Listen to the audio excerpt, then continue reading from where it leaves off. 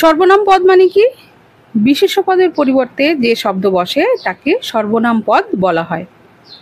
বলতে পারো একই বিশেষ্য বারবার না বলে তার জায়গায় যে শব্দ ব্যবহার করি সেটাই সর্বনাম। কেমন ব্যাপারটা? মিলি সকালবেলায় পড়াশোনা করে, মিলি দুপুরবেলায় স্কুলে যায়, মিলি বিকেলে টেনিস খেলে, মিলি সন্ধ্যায় পড়তে বসে।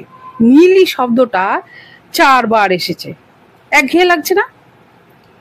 এবার এইভাবে বলো তো, মিলি সকালবেলায় পড়াশোনা করে, সে দুপুরে স্কুলে যায়, সে বিকেলে খেলে, সে সন্ধ্যায় পড়তে বসে।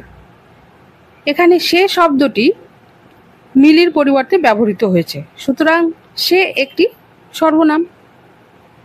সর্বনাম প্রধানত 2টি শ্রেণী, এক হচ্ছে সাপেক্ষ সর্বনাম, দ্বিতীয় হচ্ছে নিরপেক্ষ সর্বনাম। সাপেক্ষ সর্বনাম